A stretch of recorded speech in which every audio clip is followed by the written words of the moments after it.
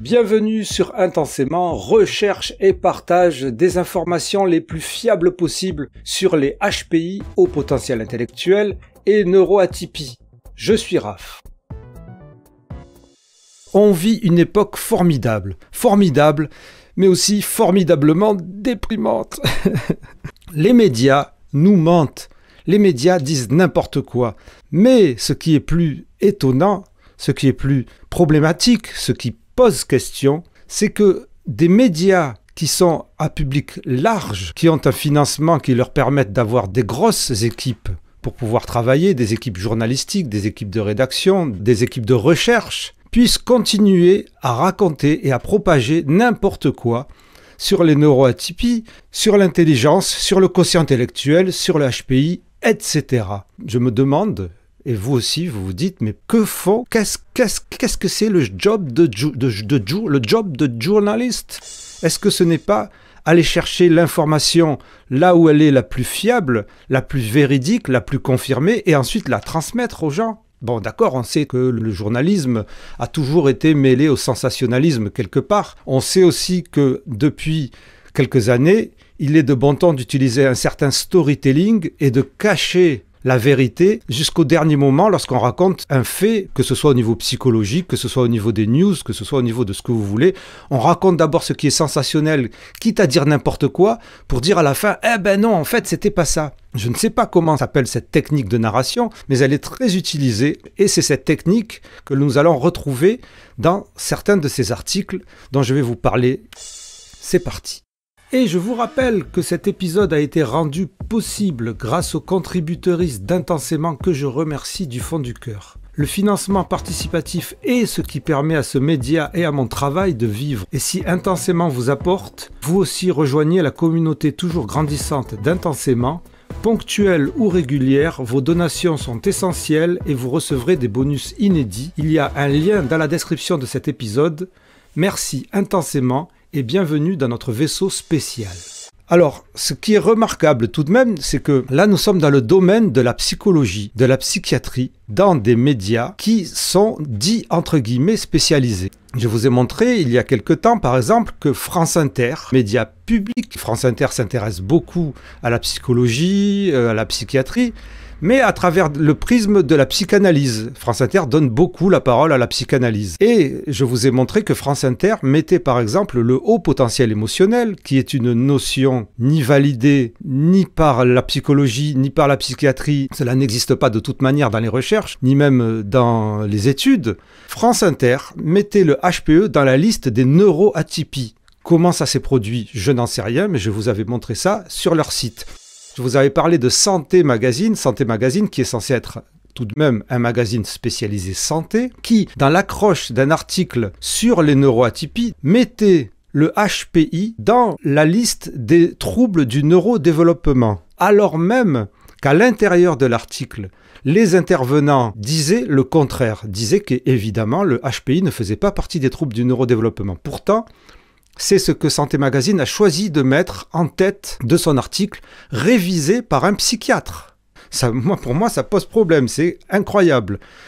Ensuite, il y a quelques mois, psychologie.com qui est censé tout de même être sérieux, même si on sait très bien que ça raconte beaucoup de BS, de bullshit. Psychologie.com nous fait un énième article sur le HPI en disant quelles pourraient être les véritables caractéristiques finalement des HPI, en s'appuyant sur des hauts spécialistes comme Saverio Tomasella, psychanalyste, spécialisé en hypersensibilité et pas en haut potentiel intellectuel. Mais psychologie.com mélange tout et tout le long de l'article utilise le mot diagnostic pour parler de haut potentiel intellectuel, ce qui prouve que psychologie.com n'a absolument rien compris. Anyway, passons et allons directement aux deux perles qui sont sorties en une semaine de ce mois de janvier 2025.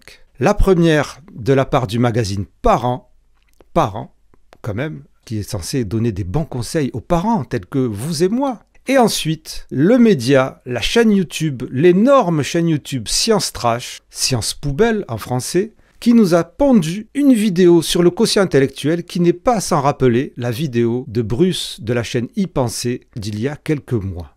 Voici donc le magazine Parents qui titre « Voici de quels parents les enfants tiennent leur intelligence selon une étude. C'est un article qui montrerait, qui proposerait que l'intelligence serait transmise par la mère. Et cet article a fait bondir Franck Ramu, chercheur au CNRS bien connu, des gens qui s'intéressent à l'esprit critique et à la science, et dont je suis la doublure pour les cascades, mais malheureusement, il ne m'emploie jamais parce qu'il n'y a jamais de cascade dans ses interventions de conférences, c'est dommage, mais bon, voilà. Franck Ramu, qui a bondi donc pour sortir un post à propos de cet article, un post assassin dont il a le secret et que je vais vous lire tout de suite. Alors, Franck Ramu commence ainsi. Le magazine Parents.fr ressort la fausse information de l'intelligence qui serait transmise par la mère et est immédiatement recopiée par Marie-France. Marie-France, le magazine, hein, pas votre voisine évidemment. Et MSN France, le site, pas votre voisine évidemment. Où Parent a-t-il pêché cette information, se demande Franck Ramu. Sur le site Putaclic Yourtango, répond Franck Ramu, qui a fait ses recherches. Alors, Putaclic, je lui laisse la paternité ou la maternité, je ne sais pas où c'est qu'il se situe, Franck Ramu. Je lui laisse la paternité ou la maternité de cette expression parce que je n'aime pas l'expression putaclic, je préfère personnellement l'expression clickbait en anglais ou appât à clic. Ou, pourquoi pas, plus simple pour moi, trompeur. Quelle est la source de ce site ? Répond Franck Ramu. Cette étude dont il donne le lien, une étude qui date de 10 ans, qui montrait que les chromosomes 7 et X contenaient plus de gènes associés à l'intelligence que les autres et qui n'en tirait aucune conclusion sur la transmission maternelle de l'intelligence. Et pour cause, les gènes associés à l'intelligence sont répartis sur tout le génome.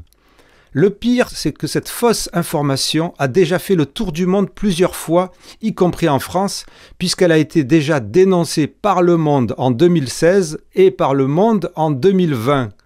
Et il y a les liens de ces deux dénonciations. Bref, continue Franck Ramu, on aimerait que le magazine Parents vérifie un peu mieux ses sources et fasse mieux que de copier un site putaclic. En même temps, quand je regarde les autres contributions de cet auteur, est-ce un humain ou une intelligence artificielle? Ça laisse songeur sur la qualité de ce média. En conclusion, les parents, passez votre chemin. Bien joué, Franck Ramu. Et Franck Ramu de conclure, on accuse beaucoup les réseaux sociaux de désinformation, mais quand on voit que les médias censés être respectables diffusent des infox multi-débunkés, c'est désespérant. Voilà, donc ça pose des questions. Qui sont les responsables de cet article de Parents ? Enfin, bon, nous passons maintenant à Science Trash. Alors, Science Trash, c'est un média que... Alors, je ne sais pas si j'aime bien ou pas, mais ça m'arrive très souvent de regarder les vidéos. C'est un peu le même principe qu'avec Bruce d'y penser, c'est-à-dire qu'on se fie à ces personnes qui sont professionnelles dans la vulgarisation scientifique, et donc on se dit, elles ont bien fait leur truc. Le malheur, c'est que comme Bruce d'y penser, Science Trash utilise la même technique narrative, dont la balance entre le vrai et le faux est complètement déséquilibrée. Cette technique de narration fait que ces personnes vont raconter quelque chose de faux pendant 5 minutes pour à la fin, pendant 10 ou 30 secondes, dire « Eh ben non, vous y avez cru, ben non, en réalité c'est faux ». Sauf que nous, pendant 5 minutes, on a cru quelque chose et que du fait que nous sommes en 2025 et que la plupart des gens ont une attention span, un taux d'attention vraiment limité, ce 5 minutes de faux ne va jamais effacer les 10 secondes de vrai qui vont suivre et qui vont rétablir la vérité. Ce 5 minutes de choses non factuelles va être ce qui va être retenu par la personne qui va regarder la vidéo plutôt que le rétablissement de la vérité à la fin, surtout s'il est dit du style « Eh ben non, vous y avez cru, ben en fait la science dit que c'est le contraire, ou alors ça a été démenti ou ça a été débunké ». La phrase « ça a été débunké » ne rétablit jamais les 5 minutes de faux qu'il y a eu avant. Je ne sais pas comment on appelle cette technique de narration, cette technique de storytelling, mais elle est très dangereuse. Et tout le long de cette vidéo, non seulement il y a beaucoup d'approximations, beaucoup de choses fausses dites sur le quotient intellectuel, et en plus le titre, comme d'habitude, un titre que Franck Ramu nommerait putaclic. Pourquoi le QI est une arnaque? Alors qu'en réalité, la vidéo, si on regarde bien, ne dit pas que le quotient intellectuel est une arnaque. Mais nous sommes toujours dans le clickbait et le trompeur. On peut clickbaiter une personne 1000 fois, mais on ne peut pas clickbaiter 1000 fois, on ne peut pas tromper un clickbait. On peut clickbaiter une personne 1000 fois.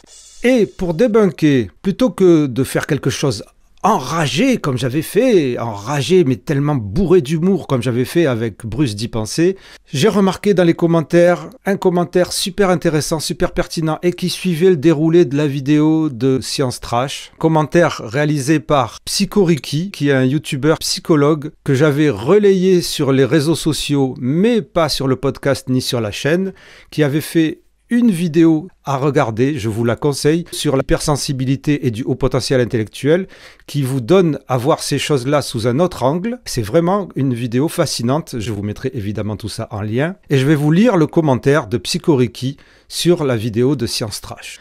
Salut, je suis psychologue et chercheur en psychologie et je vais me permettre un live react en commentaire parce que, pardonnez-moi, mais j'ai déjà entendu une belle erreur dès le début de la vidéo. Au bout de la 3e seconde, un QI de 300 est annoncé. Et oui, c'est l'argument de Science Trash, c'est de montrer qu'il y avait une personne au début du XXe siècle qui avait un QI de 300. Mais, comme le précise Psychoriki, tout d'abord, le QI, il y a 100 ans, n'a rien à voir d'un point de vue psychométrique et méthodologique que du point de vue environnemental. Les fonctions cognitives ont augmenté durant le XXe siècle et les tests ont été revus. Ça n'a plus ou moins aucun sens de parler de QI de quelqu'un de cette époque sans apporter le contexte. Il n'y a aucun lien avec notre époque contemporaine. Ensuite, en théorie, je ne sais pas ce qu'il en est pour les tests des années 1920, dit Psychoriki, mais un QI de 300, c'est impossible. Et effectivement, je vous ai déjà expliqué sur ce média, les tests en France ne dépassent pas 160 et aux États-Unis ne dépassent pas 180 ou 200. Le maximum mesurable est à 160, continue Psychoriki. Si on s'amusait à faire le calcul, comme le quotient intellectuel suit une loi normale, je peux vraiment dire sans me mouiller qu'avec l'étalonnage actuel, 300 de quotient intellectuel est impossible. J'ai essayé et les calculateurs trouvent même combien de personnes cela fait. Il est écrit, selon les calculateurs de Psychoriki, une personne sur l'infini. Le calculateur s'arrête à 224 de quotient intellectuel qui correspond à une personne sur 9 billiards. Une personne sur 9 billiards. C'est-à-dire quasiment impossible. Ensuite, continue Psychoriki, présenter la carte des QI, cette fameuse carte des QI des quotients intellectuels dans le monde que tous les critiques du quotient intellectuel nous montrent en disant « Vous voyez, le QI, c'est un truc de raciste ». Sans préciser que cette recherche a été menée par et pour des racistes et qu'elle n'est pas aujourd'hui prise au sérieux par à peu près personne dans le monde de la recherche, tant elle a des problèmes méthodologiques, c'est au mieux maladroit, au pire dangereux. Alors je précise, moi, Raph, à propos de cette carte des QI, qu'elle n'a pas été créée par des racistes forcément, mais qu'elle a été détournée et qu'effectivement, les méthodes de recherche utilisées ont été maladroits et faussés, et cela a été débunké aussi d'une manière magistrale par Franck Ramu justement. Donc, Psychoriki dit « J'espère que cela sera ajusté par la suite. De plus, les tests de quotient intellectuel sont standardisés et adaptés à des populations de référence précises, la plupart du temps par pays. Tous les pays n'ont pas de test d'ailleurs. Le test de QI sur les populations occidentales, France comme États-Unis, sont tout à fait adaptés à leur population que je sache. Possible que pour d'autres pays, ça ne soit pas le cas. Et en effet, le test de QI donc, est adapté en fonction des zones géographiques. Et il y a des pays en Afrique, en Asie et en Amérique du Sud où les tests de quotient intellectuel sont adaptés précisément. Donc ce n'est pas le même test de QI pour tout le monde. Et là, il dit, passage écrit par la suite, bon, c'est rappelé presque à demi-mot vers 10 minutes 10.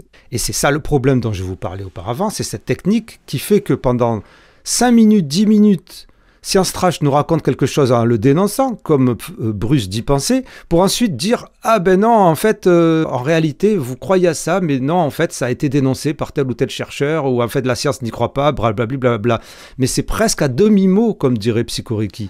Ou alors, ça dure 10 secondes ou 30 secondes. Donc, en fait, on ne comprend plus rien. On est dans la confusion totale.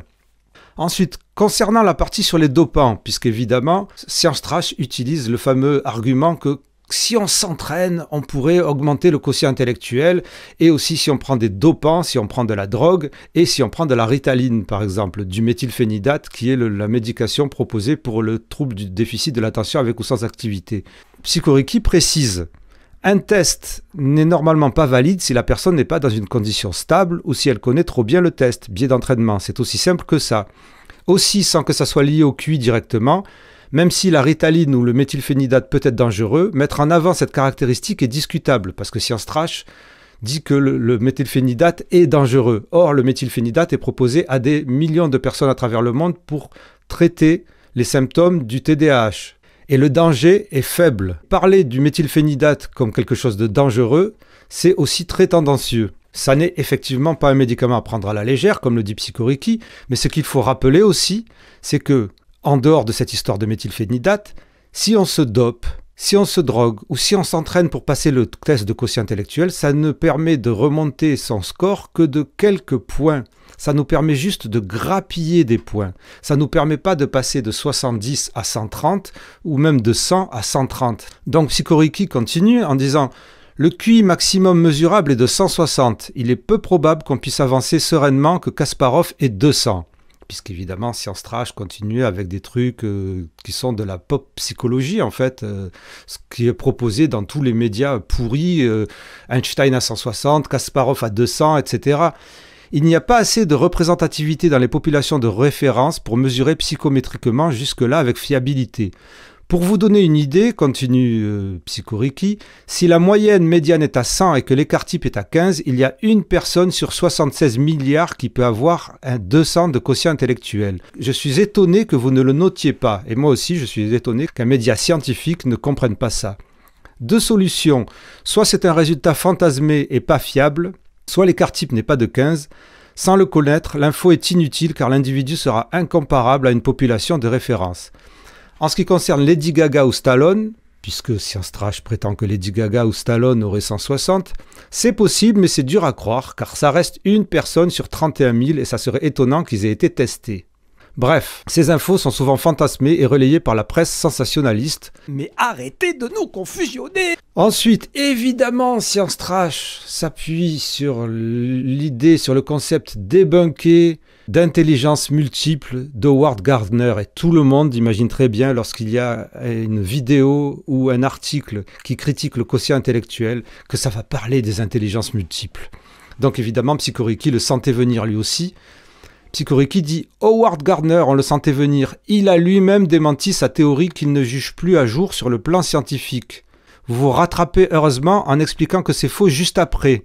Mais comme j'ai le seum d'avoir écrit pour rien, je garde mon explication, dit Psychoriki. » C'est exactement ce que je vous ai dit, c'est-à-dire que pendant 5 minutes, il parle des intelligences multiples, comme Bruce, pour ensuite dire « Ouais, mais ça a été démenti. » En 30 secondes, même pas 30 secondes, 10 secondes. Ça ne fonctionne pas, ce genre de narration. Ça ne fonctionne pas. Psychoriki précise donc, s'il ne fait aucun doute qu'il y a plusieurs compétences cérébrales différentes, ce qui est d'ailleurs déjà admis par les tests de QI puisqu'il s'agit d'abord d'une mesure des fonctions cognitives de façon multifactorielle, aucun chercheur du domaine n'avancera aujourd'hui qu'il s'agit de plusieurs types d'intelligence, mais de plusieurs capacités différentes. Il n'y a bien qu'un seul facteur général d'intelligence scientifiquement. Psychoriki de continuer son commentaire en disant « Belle idée de citer différents tests, parce que Science Trash dit il n'y a pas que le test Wechsler ou le test de QI, il y a aussi ces tests-là, mais Psychoriki précise ils ne se valent pas tous. Certains sont obsolètes, cités par Science Trash, d'autres mesurent une fonction cognitive précise, qu'on peut retrouver d'ailleurs dans les tests de quotient intellectuel. Donc Science Trash dit qu'il y a plusieurs tests en citant des tests qui sont inclus dans les tests de quotient intellectuel. Mais bon, Psychoriki d'enchaîner en disant on ne peut pas les mettre au même niveau que le WISC ou la Weiss, qui sont les tests de référence en France, c'est comme mettre un marteau-piqueur et un tournevis sur le même plan parce que ça sert dans le bâtiment. Ensuite, ça continue en disant c'est bien de rappeler les dérives du QI, c'est important de noter que comme tout outil scientifique, il peut être exploité à des fins altruistes autant que malsaines. Finalement, les fusées ont tout autant servi à exploser des villes qu'à aller sur la Lune. C'est l'argument que j'avais utilisé pour contrer Bruce d'y penser. Psychoriki termine en disant « Merci de casser le mythe de l'intelligence fardeau. Bon, l'étude montrée par Science Trash a ses limites, mais sur l'idée, oui. En gros, contrairement aux croyances répandues chez les gens en général, relatées dans les médias ou dans les bouquins grand public, le quotient intellectuel est bel et bien corrélé positivement à toutes sortes de choses positives dans la vie. La réussite scolaire, professionnelle, économique, bonne santé, etc. » J'aime beaucoup citer l'étude de Brown, Way et Chabris de 2021 qui s'appelle sobrement « Can you ever be too smart for your own good ?» et la réponse est non. Cette étude sur Intensément, on en a déjà parlé. C'est une étude que l'on pourrait traduire par finalement le titre de Jeanne Siofachin. Peut-on être trop intelligent pour être heureux? Et la réponse serait non. C'est une méta-analyse qui s'appuie sur de larges études. Au final, on a un panel de plus de 50 000 personnes sur des dizaines d'années et sur je ne sais plus combien de pays. Et cette étude prouve donc que les personnes qui ont un haut quotient intellectuel, en moyenne, statistiquement, s'en sortent mieux dans la vie dans tous les domaines cités, réussite scolaire, sociale, professionnelle, économique, santé, etc. Merci à Psychoriki de citer cette étude qui est une étude sur laquelle je m'appuie très souvent. Et Psychoriki de terminer et de véritablement conclure en disant « Merci de rappeler l'utilité clinique première du QI.